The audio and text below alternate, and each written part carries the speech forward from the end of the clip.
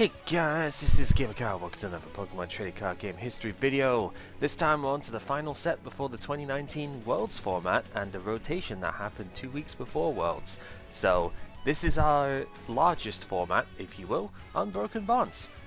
We actually start getting some really good tag team stuff now as well. You can see the main ones on here: Lucario, Melmetal, Gardevoir, Sylveon, Machamp and Marshadow, only because of the threat of Pikarom, and the ReshiZard Charizard threat that we have over here as well. We will go over all of this stuff as we do, but this set, man, this set is gigantic actually. There's about 236 cards here. There's only 4 promos really that are involved in this. And obviously the card set does include all the alternate arts and, you know, gold rares, etc. So realistically there's probably about, well, estimating this, there's probably about 180, 190 cards in this, but I mean, come on, almost 200 new cards is kind of absurd in its own right. So, as a result, kind of like what I had to do with Lost Thunder and, you know, the associated stuff with that, I actually do have this sort of interest pool type thing here now. Expect to see this a lot more going forward because the sets are only going to stay like this sort of size for the most part. And yeah, there's just too many things to, you know, scroll through all of this and go, well, this is kind of good, this is kind of good, etc. So yeah, we have a dedicated pool for it now. I do want to go over the promos separately though, because they kind of aren't super good this time round. We have a Typhlosion, which is stage 2, and that kind of says all it needs to. Search deck for to free fire energy, attach them to your Pokemon any way that you like for a single energy. Sounds pretty cool, but we actually have a basic in this set that can kind of do that, so yeah, pretty silly. Its attack is also really bad, and it doesn't work very well with the other Typhlosion, so nobody cares.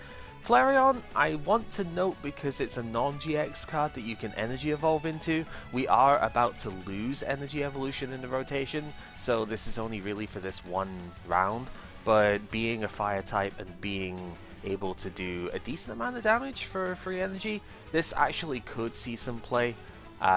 Don't expect it to, but if you need a non-GX option, this is definitely up there as one.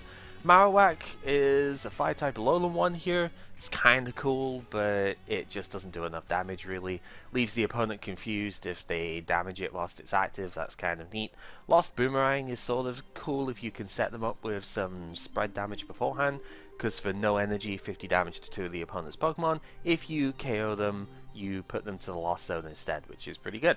Doesn't hit for weakness, however, so you can't use it against metal types and be good. And then there's a Kangaskhan, which does more damage if the opponent is confused. There was a way of getting the opponent to be confused automatically. I think it was with Nihilego GX, but there's probably another one that can let you do this as a 160 thing. But it's just not that good, honestly. Familiar Combo is kind of a cool GX attack though. Like 150 damage of free energy, draw 5 cards is pretty solid. It can't use triple acceleration energy from this set though, because it is not an evolved Pokemon. So it's a bit difficult to power up. But still, kind of neat. I guess we have double colorless before rotation too, so there is that. Not really going to go too much into the artwork stuff here, but some artwork appreciation definitely to the Greninja, because it's facing out the big bad Charizard stuff, but actually really fits with Greninja and its whole like using the dart typing here. You don't see it very often with it, so I just wanted to note it because it's cool. And the Dodrio is the other one I really like the tri-attack effect on here as well. It's not a very good card, but it's just neat the way that it looks. So yeah, other than that, I think most of my other favourite ones are already being covered in the actual stuff itself, so let's get to it. We'll start with the trainer cards, because honestly, out of the 27 or so unique trainer cards in this set, 24 of them are actually here, and the 1 energy taking up the 24th slot. They're really mostly good, and also game-breaking. Chip Chip Ice Axe is dumb, and that's a perfect sort of segue start for it. Look at the top 3 cards of the opponent's deck, choose one of them, the opponent shuffles the others into deck, and you top deck the one that you chose. Yeah, this is the start of where control actually becomes control and not just stall. That and Lieutenant Surge's strategy that we'll get into in a minute basically lets you fully manipulate what the opponent is capable of doing, and we are very unlikely to show it. Because, I mean, I absolutely despise it. It is my least favorite part of any of the stuff here, even compared to what comes later on. It is also... it's just gross. It's just so gross. I'm not very good at playing this kind of deck either, realistically, and really just don't want to do it. Nobody wants to do it. Nobody wants to play against it either, naturally. So we are probably not going to show it, but just know that generally considered the best decks of the format were the control decks when we get to Unified Minds and Cosmic Eclipse, when they get all of their tools. They are disgusting.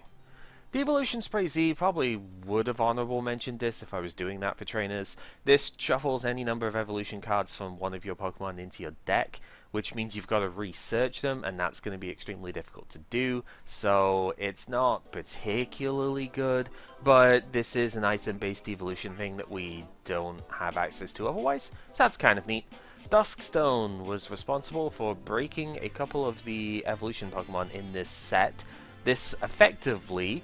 I'm surprised I haven't done this before, but this effectively works as the Evolution Stone would in the video games, where you get to search your deck for one of the Pokemon that evolves via a Duskstone in the video games, including GX Pokemon, which we'll get to in a minute because there's a Honchkrow for that, and you just get to straight evolve them. You can do this on the first turn or on the Pokemon that was put into play during this turn, which is why it breaks the game a fair bit. So rather than just being like, you know, use a Timer Ball search for the Mismagius or the Honchkrow, you get to just use this instead. And that becomes a problem when those Pokemon have some pretty gross abilities to them as well, and we'll talk about it in depth with the Mismagius when we get up there. Electromagnetic Radar is more Pika-Arm support. It discards 2 cards out of your hand and then searches for 2 Lightning-type GX or EX Pokemon, puts them into the hand. So not only does this help with the tag team obviously, but this will help with the Dedenne GX that's in this set. This is the set that I actually got into the game, back into the game for, because of the fact that I got 2 Pika-Arm for free and also a Dedenne GX. So yeah, Pika-Arm was the first thing I played because of that. Energy Spinner is a much needed energy search for the format. Item based search is something we have not had in a reasonable bit ever since Professor's Letter rotated. And this one lets you just get 1 energy, unless it's your first turn going second, at which point you get up to 3 basic energy from your deck instead of 1, which is pretty good. Works quite well with a bunch of the stuff from this set in particular. Fire Crystal is Fire types get a gigantic leap forward in this set, and this is one of the reasons why. Put 3 Fire Energy from the discard into the hand. Energy retrieval +1 is actually important for quite a lot of the fire stuff here, so yeah, lets you reuse Heat Factory a bit more, gives you extra fire energy to attach via Welder that we'll get into in a minute, and yeah, super good card. Pokegear makes its return, and I think this is the time where it was most playable, maybe outside of Modern actually, because it is in the current standard format too. And yeah, it does see some play nowadays too, so really good card. Looks at top 7 of your deck, and if you find a supporter card there, you get it into hand. So you can sometimes get away with playing fewer supporters, because this can potentially get you one. So yeah. Surprise Box is used in exactly one disgusting Gengar Mimikyu / Omastar deck, which we probably won't show, but I don't know. Puts a card from the opponent's discard into their hand. If they can't play that card anyway because they're being locked out of it, then it doesn't benefit them, but can benefit you if your attack works with it. The fact that it's got a Gengar on it says it all, because it's used to put an item from the opponent's discard back into their hand so that you can do extra damage with Poltergeist. They can't play it anyway, so yeah. Giovanni's Exile lets you discard up to 2 of your bench Pokemon that have no damage counters on them.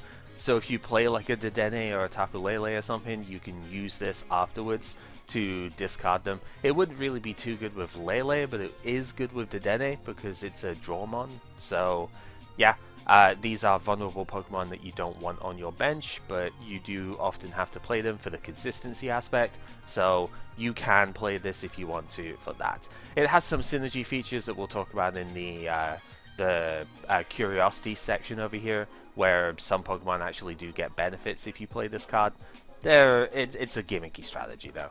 Unlike Green's Exploration, this card is ridiculous. If you don't have ability Pokemon in play, you search your deck for up to 2 trainer cards, put them into the hand. And that is any type of trainer. So, supporter cards, stadium cards, whatever you need. Absolutely fantastic card. It does kind of limit your deck building slightly, but not by too much, to be honest with you. And yeah, it's just super strong. Lets you do all sorts of things, and we'll see it in a ton of decks going forward. I like this kind of card a lot because it lets you do a different deck type to what the standard is, and I just think that's really cool. So yeah, also it doesn't really benefit control that much because they have to use abilities in their own deck stuff. So this is a really one of the best design cards from, in my opinion, for quite a while. Janine is not super good, but it is used with one of the Curiosity Mons we'll talk about above. Looks at the top 4 of your deck, puts 2 into the hand, shuffles the others back into the deck. I think we're getting a card in one of the, like the next set in Standard that does something like this. It's not particularly strong. It's basically just worse Underground Expedition for the most part. I want to say Exploration, but I don't think that's the card. Where that bottom decks the 2 cards that you didn't take. This doesn't, it's just not as good really, but it is needed for the Venomoth that we will talk about up here. Koga's Trap, on the other hand, did actually see a little bit of play. This also confuses and poisons the opponent's active. It is a supporter, so obviously it's a bit more restricted than stuff like Hypnotoxic Laser before, but it is a bit of a damage mod. Even if it's only slightly, it is technically a damage mod. And sometimes you really just don't need your supporter for other stuff, and the auto confusion can absolutely mess with a lot of plans, so sometimes this is okay. And yeah, I do think it saw some very fringe play as a result. Best with the Venomoth again, but we're not going to see that, I don't think, because of the fire presence in this set. Oh, what can we say about Lieutenant Surge's strategy? It is a busted card. I guess Surge was tired of being the weakest gym leader in Kanto, right? You can only play this card if you have more prizes left in the opponent, but you get to play 3 supporter cards in the turn. Thankfully, this counts as one of them, so essentially this is a double supporter effect. Kind of like the... when was the last time you saw this? The Magnezone from Team Plasma, I think. Where it's like, I played that with a Delphox because that was very funny. Being able to play 2 supporters in a turn is kind of insane. What makes this really disgusting though is that Lucamine exists in the format and will exist post-rotation as well, where it lets you put 2 supporters from your discard pile back into the hand. It can include other copies of itself, so effectively you get to infinitely loop supporter cards like every second turn or so as you go, and it is really annoying.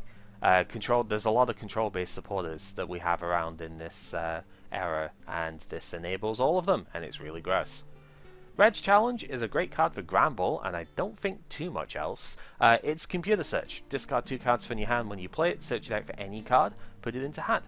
It's pretty good, but specifically if you don't need your hand to do a lot. So, I guess Pikarom could technically play it if you wanted to discard 2 Lightnings and then get the Tapu Koko Prism from the deck, but there's easier ways of getting that thing most of the time, so yeah. Ultra Forest Cartonvoy would be an honorable mention if it was, you know, if I was doing that for trainers. This guy lets you basically make your Ultra Beast's attacks unaffected by anything the opponent has on their active Pokemon. So this gets through Shred-based stuff, it would get through Agility, so if the opponent did like a Swift Run GX on Jolteon, gets through that. And it's kind of neat. Usually not necessary, but Keldeo next set is really annoying, so maybe you could use it for that. So, mention it is. And then, oh boy, one of the worst designed, I want to say, supporter cards like in forever. Welder is just busted. There's not much else to say about it. Attach up to 2 fires from your hand to any one of your Pokemon, and then if you do attach any fire energy, draw 3 cards. Yeah, it's dumb. Obviously it does require the fire energy in hand, but we literally have Fiery Flint that can search out 4 of them. Fire Crystal obviously can get them from the discard, so the engine is fine for that most of the time. And there are decks post-rotation that will only play 4 of this as their sole supporter card, because that is all they need to do. It is absolutely ridiculous. But the worst part about this is it doesn't have to go on fire Pokemon only. You know how Blacksmith actually accelerated 2 fire energy, but it didn't draw? It was from discard, so you technically needed some setup, and it also only worked on a fire Pokemon. Yeah, this does none of that. So you can use this with Mewtwo, and Mew is the biggest one that actually won Worlds with this. And that is just the tip of the iceberg. There's an absolutely unbelievable amount of things this does, and it is very silly. On to the stadium cards. Martial Arts Dojo is pretty cool. The attacks of non-Ultra Beast Pokemon that have any basic fighting energy on them do 10 more to the opponent's active. But if you're behind on prizes when you attack, you do 40 more instead. So it's kind of neat.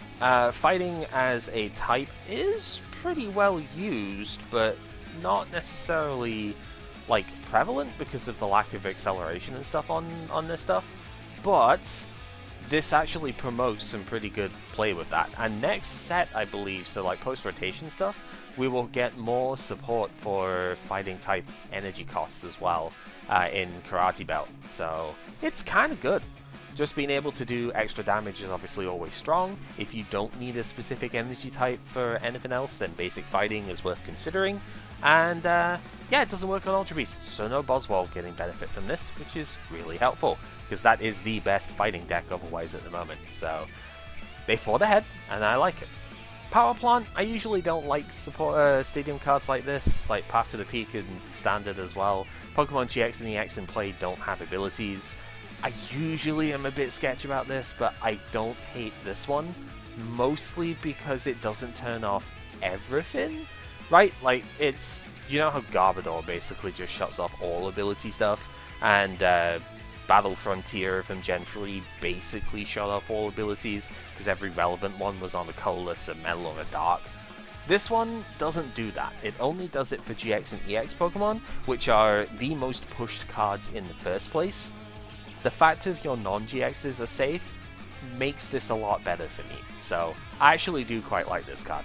I wish it came out slightly earlier, because Zoroark could have done with a bit of a power breaker just a little bit earlier than this, but oh well, better late than never.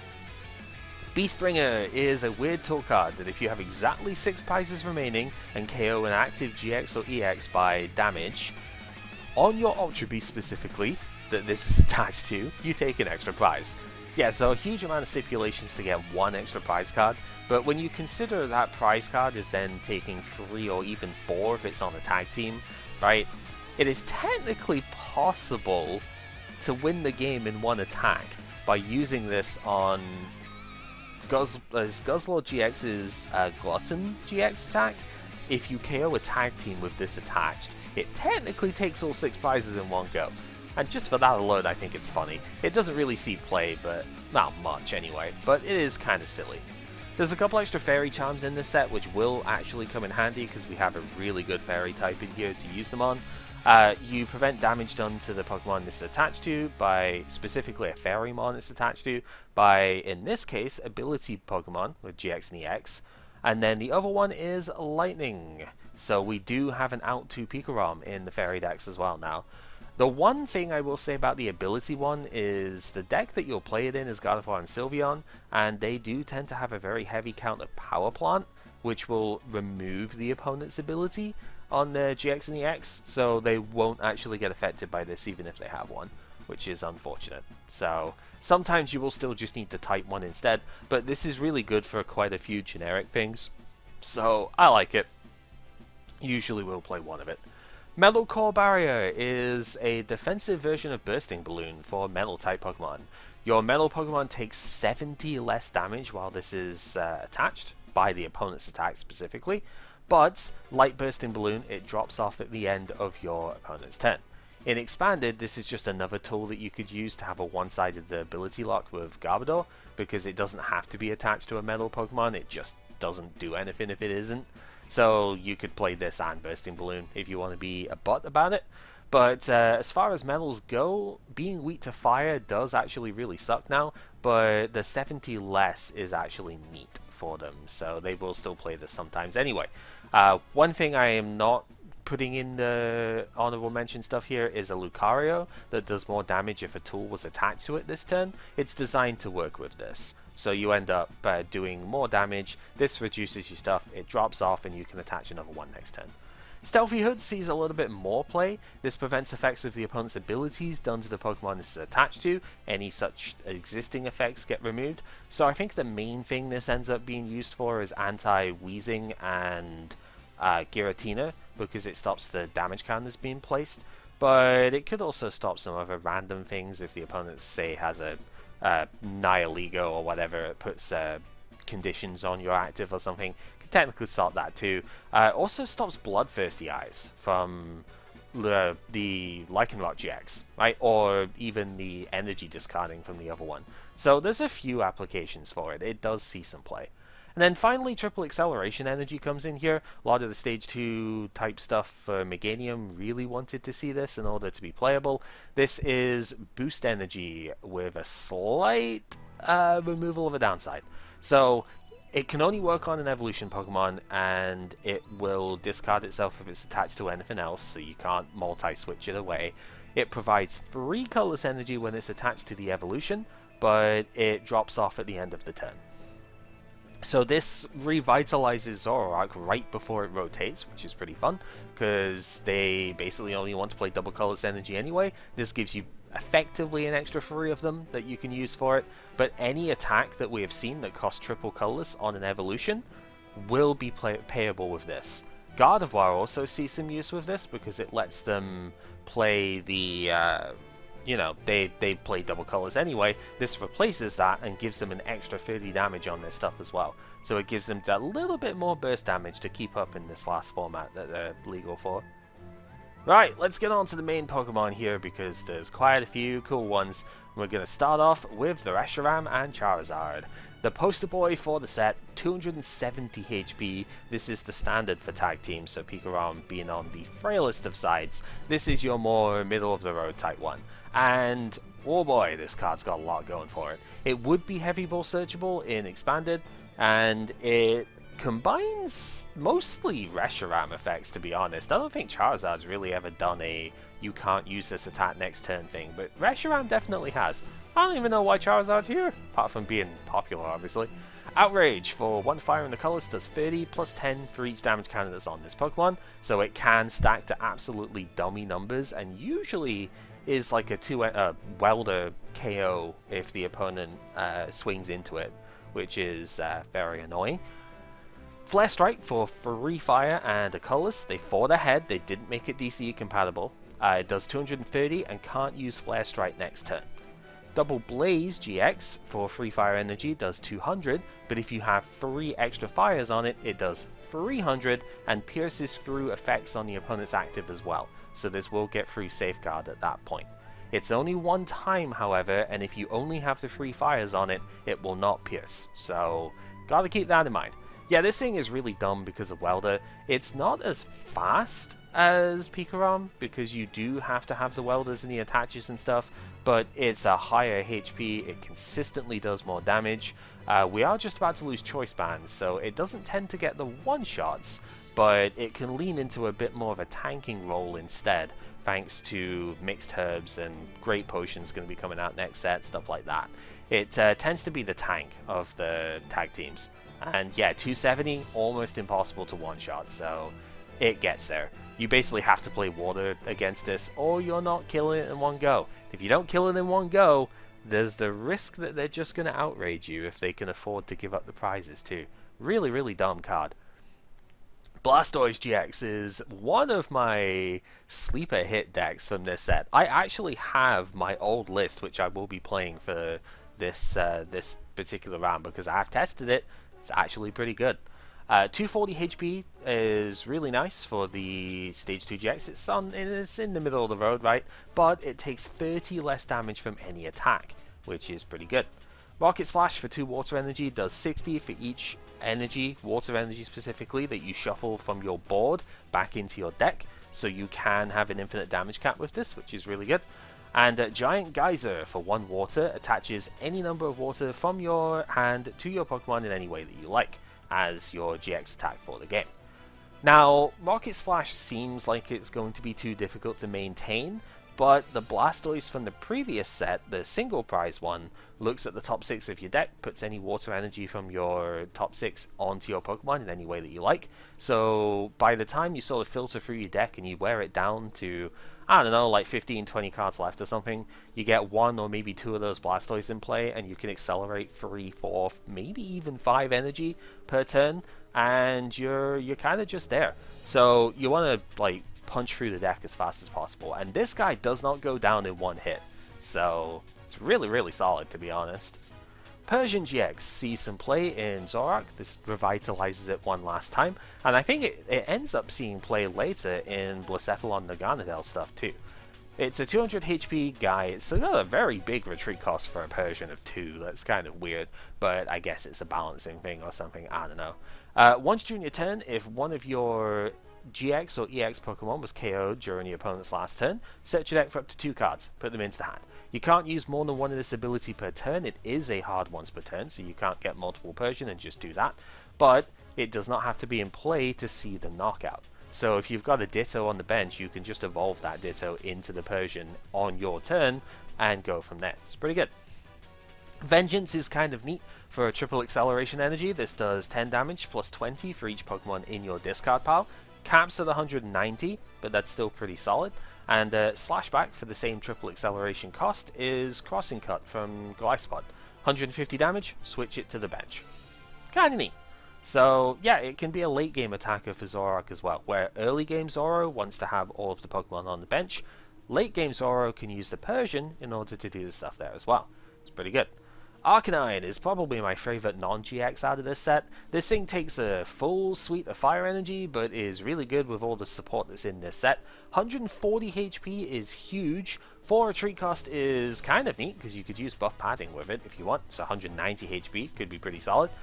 Grand Flame for triple fire does 120 and excels 2 fire energy from the discard to one of your bench, so you can set the next one up as well. And Heat Tackle for 4 fire energy does 190 damage, does do 50 to yourself, so you're probably going down next turn, but that's where all those fire energy are now in the discard, which you can then accelerate with the next guy. Or get back with Fire Crystal to Welder, blah blah blah. It looks expensive, and it kind of is, but it is much easier to use than you would think, thanks to Welder and its own acceleration, and it is just very powerful for a single prizer. That 190 means it KOs every basic GX pretty much, so it's super good, to be honest.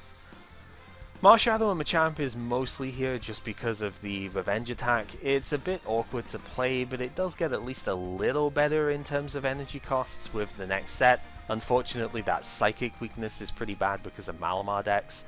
270 HP, but it can do 120 damage if one of your Pokemon was KO'd by damage last turn for a fight in the colorless. So use this in counter-based decks, right? It's a very heavy thing to put in there because it's such a huge amount of prizes to give up, but if you are struggling against Pikarom, which a lot of single prize decks can do, this can just punch through one in a single go, which is good. It does do 160 for 2 fighting and a colorless, so you can get that damage up a bit and you can get that cost down a bit, which is fine. And Acme of Heroism, a very weird attack name. I forget exactly what Acme was. I think it's a like a badge of honor type thing, if I remember the definition rightly. 200 damage for the same cost, but if you have at least 1 extra energy attached to this thing, it does a focus band effect as well. So it will prevent you from getting KO'd, and you'll have 10 HP remaining instead. This would mean you could Acerola it, which would be pretty cool, except Acerola's rotating, so boo to that.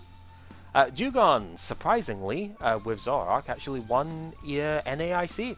It's pretty good. 120 HP. Its main attack is Dual Blizzard for a triple acceleration energy. Discards 2 energy from this Pokemon. Triple acceleration's discarding anyway, so who cares? 60 damage to 2 of the opponent's Pokemon.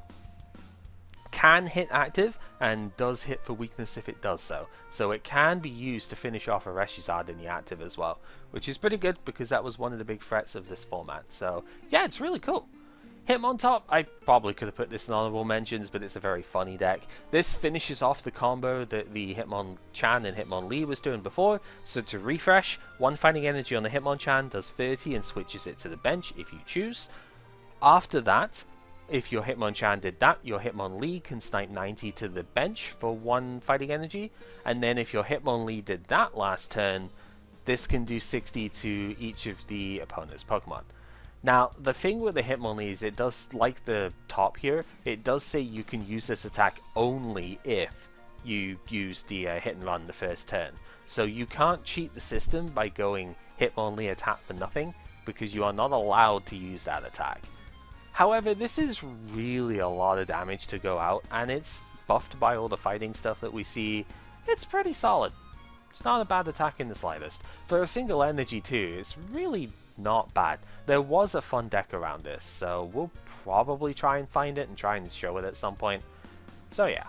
Weezing does not see play after this set because rotation kills all of its energy basically, but it's super powerful. I kind of wish we got like twin energy faster from Gen 8 in order to make this more playable. It does come in early Gen 8, but oof, I don't know if this is even playable by then. 120 HP, 3 energy retreat, so if you're playing expanded, heavy ball, blah blah blah.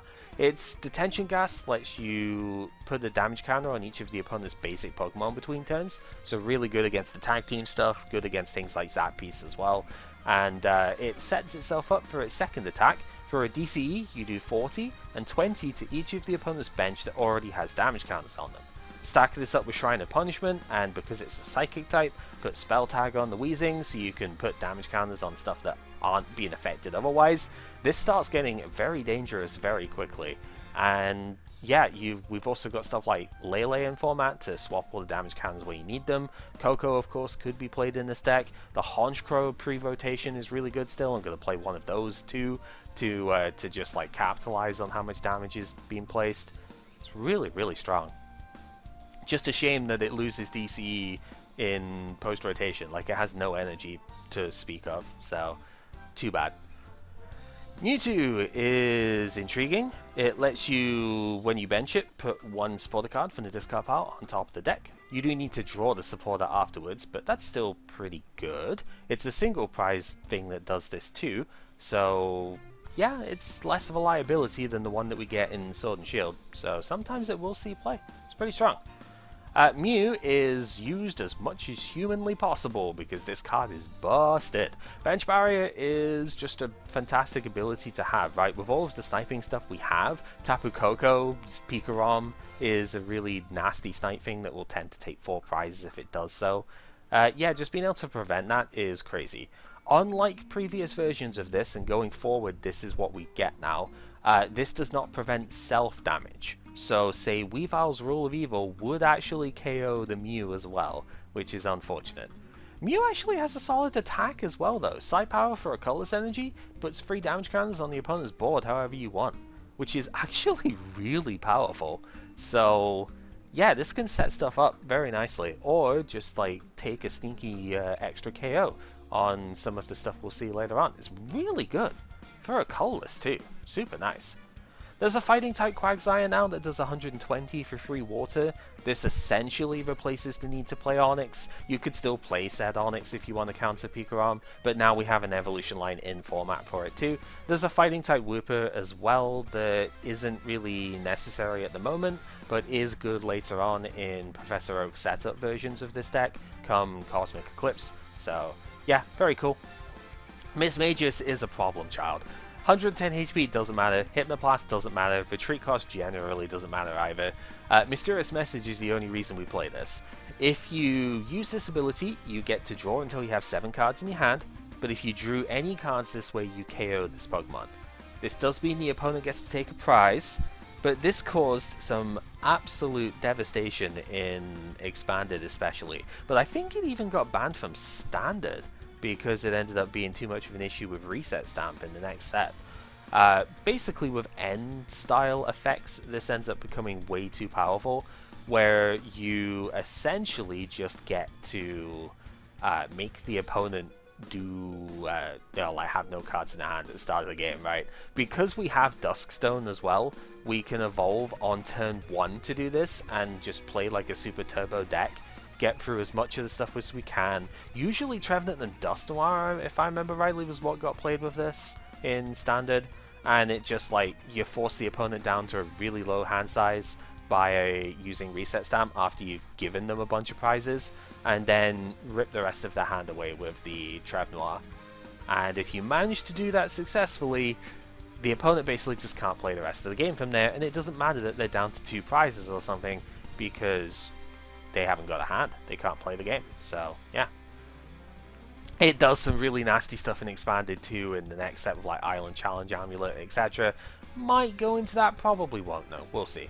Gardevoir and Sylveon, naturally going to be one of my favourites from this set, because it's Gardevoir, but this actually is a really good card as well. 260 HP, very slightly frail in comparison to the other big ones we get here, but that's fine. It's got a bunch of other good traits to it, so let's go over those. Fairy Song for 1 colorless energy is essentially Geomancy, but it doesn't require multiple bench Pokemon. Search deck for up to 2 fairy energy, attach them to the bench in any way that you like, then shuffle the deck. So you can attach both to the same Pokemon, which is usually what you're going to do. It's usually going to be another Gardevoir Sylveon that you attach to. Kaleidostorm for 2 fairy and a colorless does 150 and rearranges your energy however you want on your board, so you don't have to keep them active. You can preserve them and force the opponent to like try and gust around you, which is much more difficult to do post rotation. And then Magical Miracle, the typical 3 fairy energy or 3 colored energy 200 damage part of these tag teams, but if you have at least 3 extra fairy energy on this Pokemon, 6 in total, shuffle the opponent's hand back into their deck. Yeah, you just delete their entire hand if you get 6 energy on this thing. Now, it is pretty slow, because it's difficult to get that amount of energy particularly quickly, but it is possible to do it without too many hindrances. There are, like, usually turn 4 is what you could reasonably hope to get this on. We're not quite at the point where we have all the tools to make this easy to do.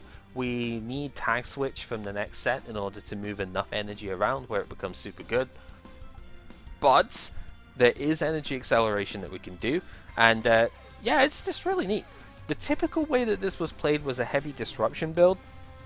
Because it is a fairy type, we do get to play the fairy charms to prevent the opponent from attacking quite often. There is Wondrous Labyrinth from the previous set that we can use to make the opponent pay more for their attacks and stuff like that.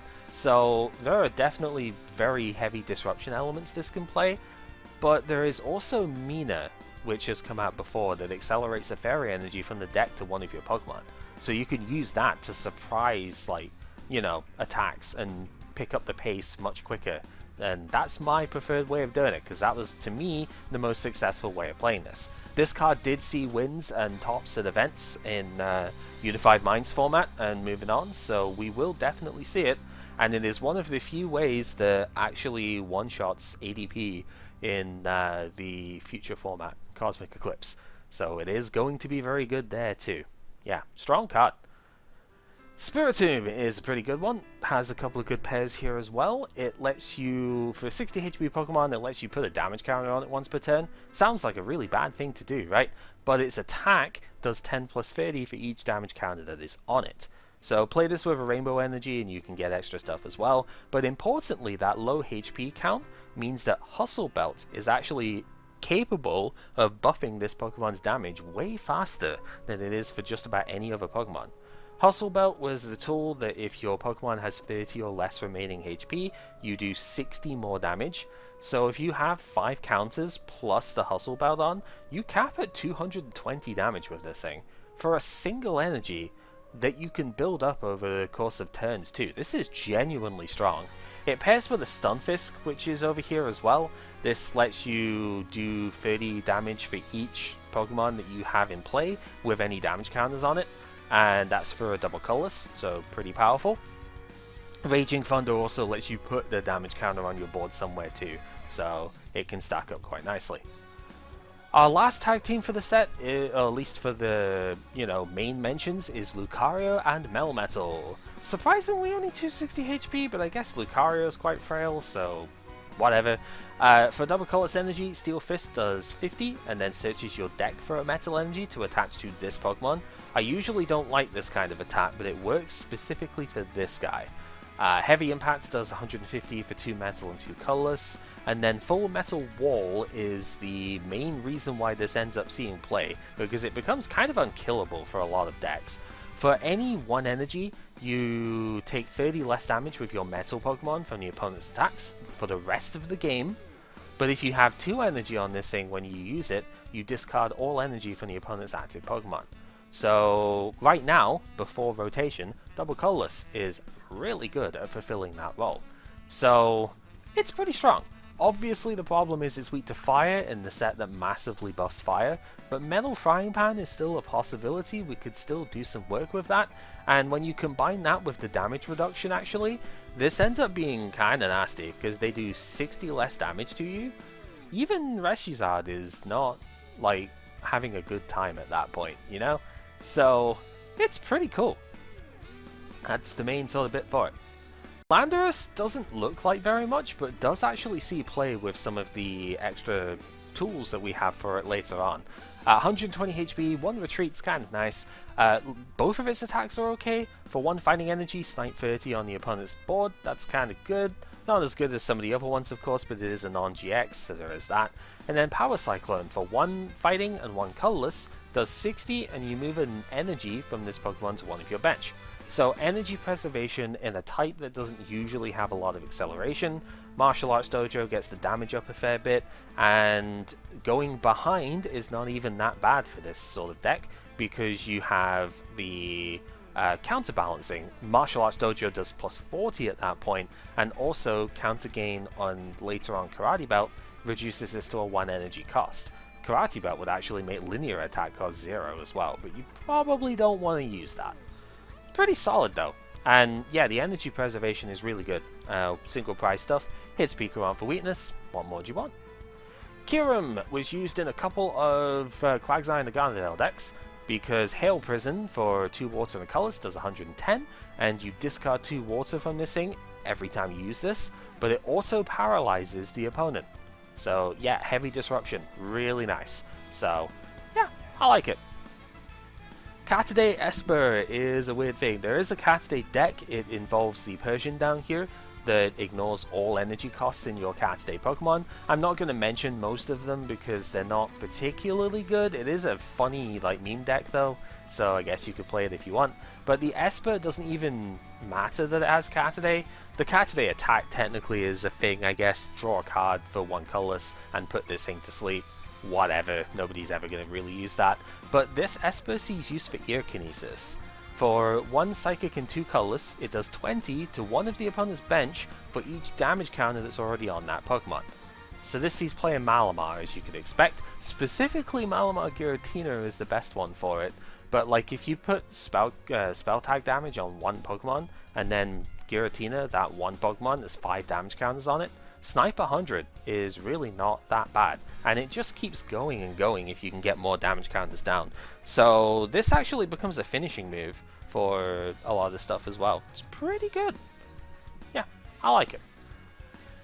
Dedenne GX is the next Shaman, except this one is a bit more balanced than Shaman is. 160 HP, so on the frail end for GXs and stuff. It's fine, like that's easy to one-shot, so it is there.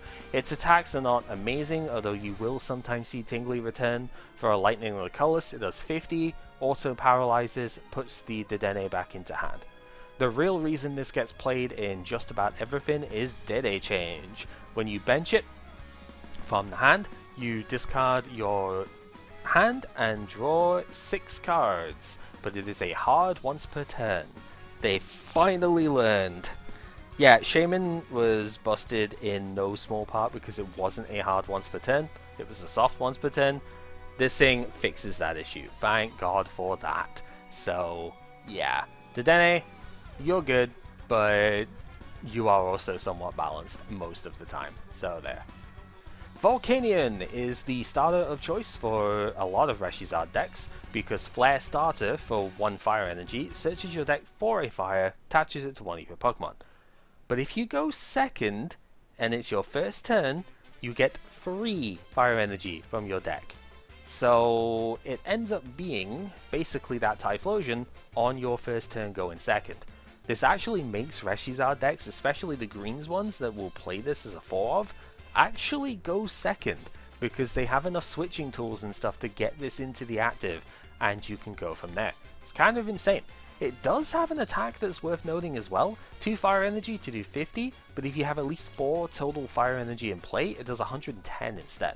So it actually is okay at attacking as well. It comes up against stuff like Zapdos especially, right, where you don't really want to commit to like a really big flare strike and stuff like that, and you don't really want to get chipped down to outrage them, so yeah, it's pretty good. The entire Vikavolt line from this set is worth noting. Grubbin lets you, as a 60 HP Pokemon, so it is Elm searchable if you want to go down that road, lets you search for up to 2 Lightning Pokemon, put them into the hand for a single energy. It's pretty good. The Charger Bug is the workhorse of this now, as you would expect from its design. It lets you attach itself to one of your Vikavolt or Vikavolt GX as a special energy, provides 2 Lightning Energy when attached to a Pokemon. You can multi-switch it once it's attached, which is very funny, but you usually won't because Vikavolt plays in its own deck. This does not take up your attachment for turn, so you can attach multiple Charger Bug as well as manual attaching for turn if you really want to. The Vikavolt from this set has 150 HP, has no weakness if there is any Stadium card in play, so it doesn't get murked by Buzzwole that quickly. And for 3 Lightning of the Colorless, does 120, but if you discard all the Lightning from it, it does 220 damage. In Lightning, which has Electro Power, Rutlo. This card is actually super powerful, and the fact if you can use the Charge Bug as a special energy attach, and you can just attach 2 of those, discard the 2 of them, do 220, utterly bonkers to be honest. And yeah, this can actually kill tag teams. 2 Electro Power or Electro Power plus Choice Band, it gets there. Rescue Stretcher currently, and then Lure Ball post rotation. You use both at the moment, but you know, gotta kind of factor in that rotation's happening. They can recover the Charger Bugs so that you can do this turn after turn as well. Super strong.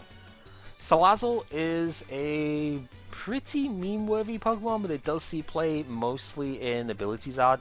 It's Roast Reveal, the same thing as what Heart Gold Soul Silver Ninetales had. Discard 1 fire from your hand, draw 3 cards. Of course, we've just gotten Fire Crystals, so it's Heat Factory on a Pokemon. This gets played quite a bit because of that. It does have its own gimmick deck with the Unknown Hand, where it is possible to accumulate enough cards in your hand to auto win with the Unknown, which is very silly. So yeah, that's a dumb deck. It plays Whitney. That's how bad that one is. Then finally, the Ultra Beast's Kartana. If you have exactly 4 prizes remaining, Big Cut does 130 damage for a single Grass Energy. Beast Energy puts it to 160, so that's kind of neat. Doesn't have a retreat cost as well, so 70 HP is pretty frail. Obviously, it's Kartana, but no retreat cost helps in that deck as well. The Marshadow lets you discard it from your bench and discard a Stadium card in play as a result. But also, its attack is not to be completely underestimated. For a single colorless energy, Red Knuckles does 70 to the opponent's Ultra Beast in the active. So this lets you one-shot Buzzwole, the baby one, or with a Choice Band you could one-shot the GX as well. So actually kind of neat as like a tech in Pikarom as well. But it gets played all over the place because discarding the Stadium that's in play is actually really good. So yeah. And then finally, Baby Blacephalon is 120 HP. It takes energy in the hands this time instead of the field, so it can be a bit more awkward, but we've just gotten a bunch of stuff for that, right? So it's fine. For 1 fire energy, Blazer does 10, turns one of your prize cards face up, and if it's a fire energy, it does 50 more damage. So sometimes it will just get one-shots on things, which is fun. And then Fireball Circus for triple fire, which is welder compatible, so that's pretty good. Discard any number of fires from your hand and do 50 for each one you discarded. This actually saw just as much, if not more, success than the GX Blacephalon. It does play 1 GX Blacephalon in its deck because of the GX attack, but yeah, this is a single prizer. It's Wishful Baton compatible that can do an infinite damage cap, so it can one-shot the tag team stuff as well. It's a very scary deck actually, so yeah, expect to see it a bit.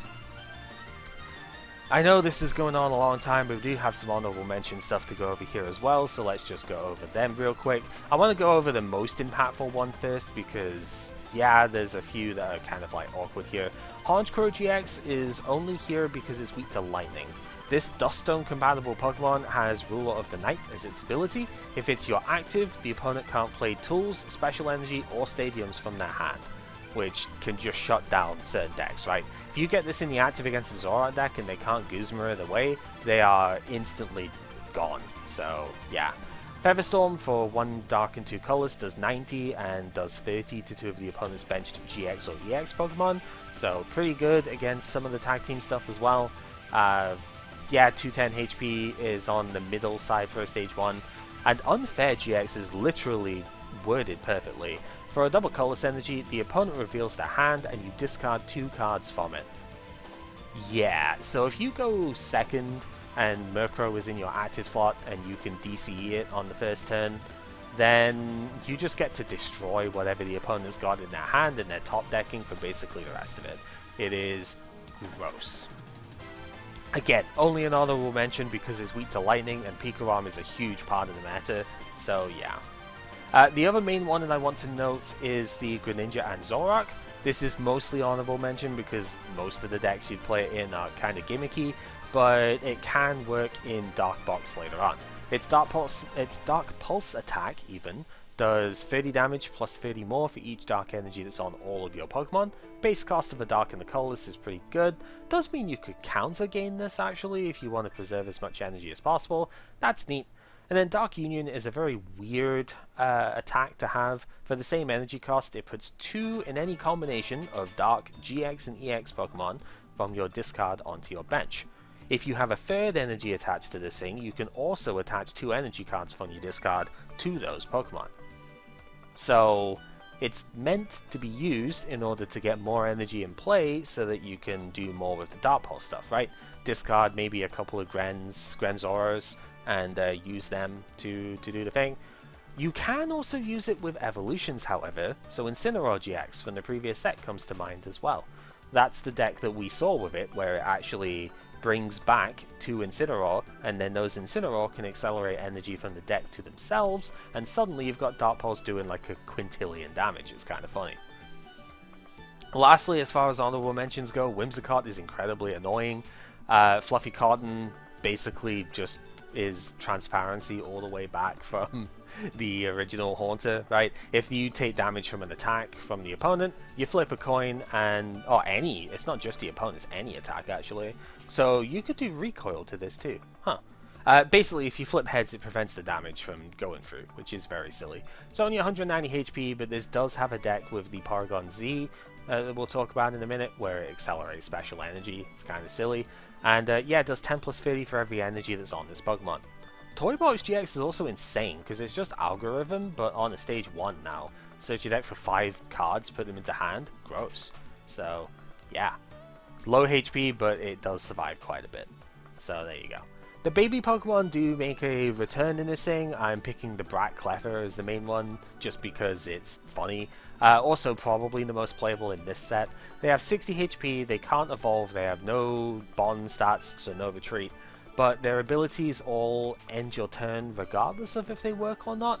They only work if they're a coin flip, if the coin flip succeeds. So, yeah. If you flip heads, shuffle draw 6, kind of neat, but then your turn ends so you can't use the cards, so whatever. Nobody cares. There's a Gloom that, because the Vileplume with Downer Shock, I think that actually rotates, so we're probably not going to see that. But if you flip heads with this thing on the bench, the opponent has to reveal their hand, and you can put a basic Pokemon onto their bench from there, so you can do some weird stuff with that if you need to. The Venomoths, I mentioned these before with the Janine and Koga. The non-GX one snipes 90 if your opponent's active is affected by a special condition, so this would be used with Koga, right? And then the GX one is actually kind of cool. 110 damage for a Grass and Double Colorless, but if you play Koga's Trap this turn, it does 200 damage instead, plus the poison, so 210. And if you play Janine, then it prevents all damage done to it by basic Pokemon in the next turn, which is a genuinely strong effect, but Janine is a really weak card, so it's unfortunate there. If you set it up where you play Lieutenant Surge's strategy, you can get both of these effects in the same turn, right? Because you can play Surge into Janine into Koga and actually do like 210 plus be basic immune. It's kind of funny. 10 card return is also neat. Shuffle, draw 10 cards for 1 colorless energy. Also do 60 damage, so that's cool, I suppose. The Giovanni's Exile stuff it works with Diglett over here. If you discard this Pokemon with Giovanni's Exile, then you discard the top card of the opponent's deck. And the Rhydon, which is over here. If you have a double colorless on this thing and use Dirty Work, you discard the top card of the opponent's deck, but if you play Giovanni's Exile that turn, you discard the top 5 instead. So that's the whole idea, is you use Exile to discard 2 Diglett, and then Dirty Work, you mill 7 in a turn. And possibly evolve into Rhyperior to next turn to a mill another 3 or something. It's very stupid and it's not really going to work, but it's kind of funny. Honorable mentions gotta go to this absolutely dumb Ken Sugimori Slowbro over here. If you flip 3 tails with its second attack, you lose the game. Yeah, it's dumb, and nobody's gonna play it, but it's so funny though. Like, why do they keep doing this to Slowbro? I don't know. Well, Muck and the Alolan did see some play with Mewtwo and Mew decks. I can't really work out why. I've never really been a fan of this thing. You know, too expensive is pretty much it. For Psychic Double Colorless, it puts 8 poison, basically 8-fold poison on the opponent. 8 damage counters between turns instead of 1. Sure, but that's like not a lot of damage and it's easy to get around, so whatever. For Psychic and Triple Colorless, does 120, and if the opponent is poisoned, it heals 100 from this thing. I want to say that'd be why it would get used, but there's no way of like setting up the poison immediately, so it's kind of weird. And then Nasty Goo Mix for no energy. It is an Alolan Pokemon, partly, so it does have the 0 energy thing. Leaves the opponent paralyzed and poisoned automatically. It's kind of cool. If you have 4 energy on this thing, it puts 15 damage counters on the opponent between turns instead of 1. That's a guaranteed KO on anything if they can't heal it or switch it. Problem is they are going to heal it or switch it almost every time, so I don't know. The guaranteed paralysis is pretty neat though. Like, if you can get it going, it's cool, but I just don't see it. So whatever. There's a really fun Ghastly in this set. If it gets KO'd, then by any means, you search your deck for up to 2 Haunter, put them onto the bench, which is pretty neat. The Haunter poisons the opponent's active, puts damage counter on each of their bench Pokemon.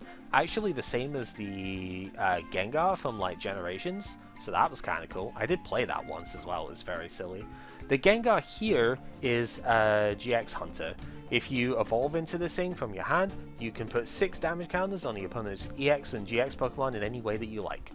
Twilight Poison is triple energy acceleration compatible, but it only does 70. Sleep and Poison is kind of fun though. So with these all being Psychic type, Spell Tag obviously works here, and it does make a pretty fun deck against GX stuff. Does nothing to basic Pokemon, basic like non-GX decks though, so probably a pass for me. Marowak can do 140 damage for a triple acceleration energy if the opponent has a tool attached to them. Kind of decent for anti like Pikarom and stuff like that, but they have to have a tool attached, which is not actually that likely post rotation, so whatever. Porygon Z I did mention briefly. This is Rain Dance for special energy. I believe this is the only time they've ever done this. I hope it's the only time they ever do this in the future, because this is kind of ridiculous to be honest. Triple acceleration energy, 120, confuse itself. Sometimes that comes up, but it's mostly used with the Whimsicott to do all sorts of really dumb shenanigans. Then there is what I think is supposed to be the partner in set for Greninja Zoroark. The Sharpedo, when you evolve into it, lets you look at the top 6 of your deck, attach any number of dark energy you find to this Pokemon, and shuffle the rest back into the deck. Bad Fangs does 60 plus 20 for each dark attached to this thing, starts at triple colorless for its attack costs, so 120 is what you'd be expecting. You know, it's not really good as an attacker, and the problem is it's just not good as its own accelerant either, so yeah, not super strong. There's an Incineroar in here that maybe you could pair with the other, the GX one, to give it a much needed damage buff. Your Pokemon do 30 more damage to the opponent's active when this is in play, but you can only have one of these abilities work at a time, so yeah. We'll talk about Bosmosa last because these guys are actually a bit more interesting. Zeraora is kind of cool. It discards all the energy from itself to do 50 for each one you discarded this way. If you accelerate enough energy onto your board and manage to like tag switch them and stuff over next set. I think this did see some play in like as a one prizer for Pikarom. I don't really see it too well though. They don't have that kind of acceleration. Would be kind of cool as a Magnezone deck though, just now, you know? The Lightning, if it was possible to play that still, right? The Lightning Deluge one, Magnetic Circuit I think it's called. The just flood a bunch of energy down, you've got Fisherman to get them back out the discard, Energy Retrieval is still in format. You could do unlimited damage with that. Maybe that's a fun deck to try, but it's low HP and Fighting Weakness is really bad there. Stack Attacker being a fighting type this time round, 120 HP, but 200 HP if the opponent's at 3 or fewer prizes remaining, which is going to happen in these sort of single prize decks this would work in. And top down for 2 fighting the colors does 110, and you flick till tails. For each heads, discard the top card of the opponent's deck. Bit of a weird effect, it's not really that relevant most of the time, but it's the fact if it's a fighting type that can do decent enough damage. I think you do need a Choice Band to get the numbers on like Pikarom. That's a bit unfortunate, because this can't use the stadium that we've just talked about. But 200 HP on a single prizer is absurd, so there's some use for it just because of that. Pair it with the other Stack Attacker if you can, and the damage reduction is going to be ridiculous, so yeah. Celesteela is a colorless type this time, so it is still lightning weak, 200 HP, so still just as big as before, but this one is mostly usable for Force Canceller. It lets you prevent the opponent's GX attacks from affecting your Pokemon, which is kind of neat. So, funnily enough, it could technically be good against Picarom's Tag Bolt. That's pretty fun. So, yeah, cool effect there. For free colorless energy, it does 110 and moves an energy from this Pokemon to one of the bench. So very much like Yveltal EX did in the past. It's pretty good. So you can shift the double colorless away. And then Discovery GX is pretty good too. You put all of your prize cards into your hand and then place that many cards from the top of your deck face down as prize cards. Pretty interesting, to be honest, in the sense that you could technically Mallow, put 2 cards on top of your deck and guarantee that they are like prizes that you know about where they are. You don't have to shuffle the prizes afterwards either, so like you could guarantee 2 cards going on the top. If you haven't prized Jirachi or Greedy Dice or something like that, you could technically use it for that. Very silly, but it lets you get your prizes early, which could be good if you're in a prize-sensitive deck. 1 colorless energy too, pretty good. Finally, there is Pheromosa Buzzwole, which was really powerful in Japan because they got this card before they got ReshiZard. And unfortunately, ReshiZard kind of completely blows this thing out of the metagame. But there is still a fun deck that you can do with this if you really want to. 260 HP, 2 retreat, pretty reasonable. Jet Punch is the Buzzwole attack, 30 for a grass, 30 to one of the opponent's bench. Elegant Soul is the Pheromosa attack, 2 grass and the colors to do 190, but next turn your Elegant Soul only does 60, which is a bit of a shame. If you can switch it out though, it can reset that effect. And then Beast Game, for 1 grass, does 50 damage even as your GX attack. If you KO an opponent with this attack, you take an extra prize card, so that's the main bit you want to do. But if you have at least 7 extra energy attached to this thing and you KO them, take 3 extra prize cards instead. The goal of this deck?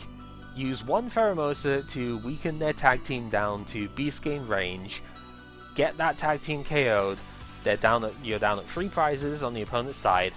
You use your Beast Rings that you've been gathering via Green's Exploration and stuff like that to turbocharge it to 8 energy and hopefully KO their tag team, win the game in 1 shot. Unfortunately, being weak to fire means that it kind of gets decimated by ReshiZard, so probably not happening, but it's hilarious, and if you could manage to do it, you are going to be in a very fun, fun state of mind. So yeah, it's cool. Yeah, these set descriptions are only going to keep going up and up in terms of length here because, man, these sets are wild. Thank you very much for watching though. Hopefully you have found this interesting enough. And next time, we're going to have a rotation discussion once I finally work out all the stuff that's rotated, because oh man, it's going to be a slaughter list. We're going to spend a lot of time in this format, not only because of the rotation that's impending, but also because I personally have like 8 decks in this set that I want to play from this set alone. So yeah, and there's a lot of backlog decks I think to play as well if the guys choose to. There's just so much good stuff here. So yeah, get ready for another long session of that, I guess. I don't know. More battles is more fun anyway, right? I'll see you guys next time.